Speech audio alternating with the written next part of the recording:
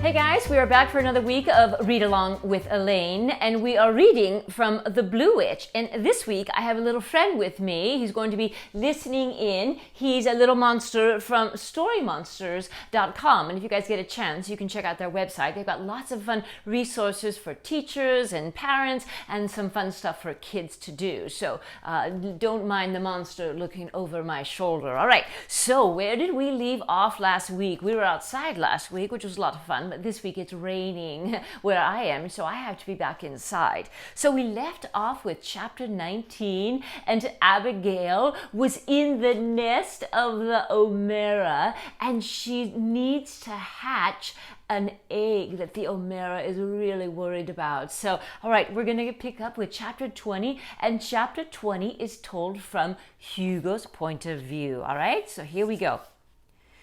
Hugo's boots sank deep into the oozing mud. He was so tired he could barely pull his foot loose.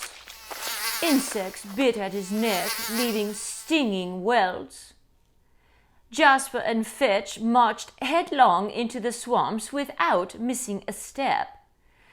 "Keep up, lad," Jasper tossed over his shoulder. "And watch out for quicksand bogs. You don't want to get swallowed up."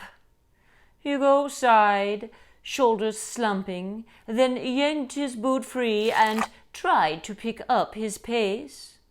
The previous night they had made camp on a grassy knoll surrounded by dark, muddy water. Slithering animals and shrieking nightbirds had made it nearly impossible for Hugo to fall asleep. He was sure a pack of Sneevils was going to overrun their camp at any time. And then something had crawled under his shirt, making him scream in fear. Jasper had pounced on him, clamping a hand over his mouth and warning him the next scream might be his last. After that, Hugo hadn't slept a wink, which was why his eyes now felt like sandpaper and he could barely take another step. He wondered if his parents were worried about him or if they figured he was just off on his scientific adventures. He'd spent the night in the woods before, but he always told them where he was going. He tried lifting his boot, only this time it wouldn't budge. He tugged on the leather, trying to free it from the heavy mud. "Hold up," he called, pulling harder. His foot slipped out of the boot, and he fell backward on his bottom in the mud. Cold water seeped through his clothes, soaking him to the skin. Worse, when he looked up, the sailor and the green pest were nowhere in sight. Great, they had left him. Frustrated tears burned his eyes. Hugo used both hands to wrench his boot out of the muck. It released with a loud squelch, flinging mud in his face and spattering his glasses. He shoved his foot in the boot, ignoring the cold mud that squished between his toes, and took his glasses off, wiping them clean with his sleeve. A blurry figure moved into sight. Jasper must have come back for him. "Over here," he called, putting his glasses on. Then he wished he hadn't, because it wasn't Jasper standing there. The Viking's head hung down, one paw clawing at the thick mud. "Easy," Hugo said, taking a step back. "You don't want to eat me. I'm skin and bones." The Viking advanced, glorying. It snarled, snapping at the air.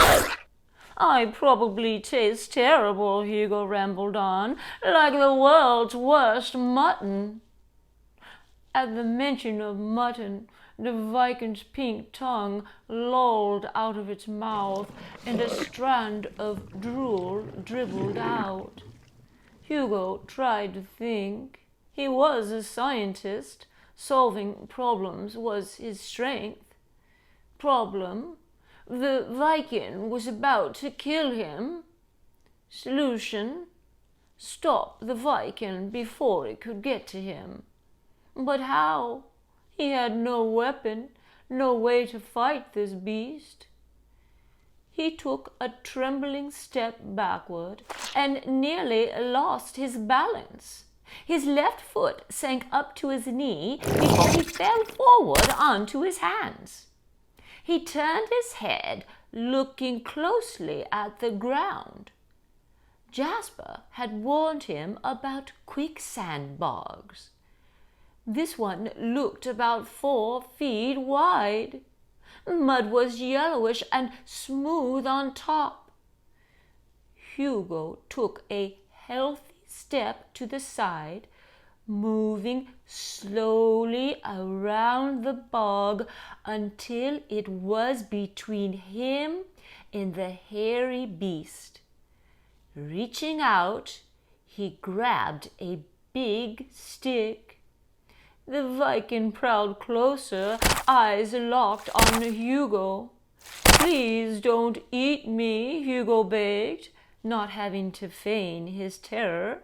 "I'm just a helpless boy." Knees shaking, he lowered himself to kneel at the edge of the quicksand, making himself an easy target. The Viking fairly grinned as its jaws widened in anticipation. Hugo closed his eyes as the beast leaped, landing dead center in the bog, spraying him with yellow mud. When he opened his eyes, the Viking had sunk up to its shoulders. It pawed furiously at the surface, clawing its way to the side, howling in shock. Hugo scrambled up, using the stick to shove on its chest, pushing it back in. The beast snarled, clamping its powerful jaws down on the flimsy limb, snapping it in half. But the weight of the quicksand held it, and the Viking began to sink. First its shoulders disappeared, then its head, and last the tip of its snout. With a loud belch of air, the bog swallowed it whole. Hugo sank down in relief as Jasper burst out of the trees. "I heard the howling. What is it, lad?" "The Viking. It came after me, but I tricked it into jumping into the bog," he said, his teeth chattering with fear. Jasper put his hand out, hauling Hugo to his feet. "Good work, lad, but there's no time to waste. We found the Blue Witch." Oh, that's a good chapter, right, guys? Chapter 20. Okay, let's see what just happened. Hugo is out in the woods following Jasper and Fetch through all these swamps and bogs and mud and insects and things creepy crawling on him.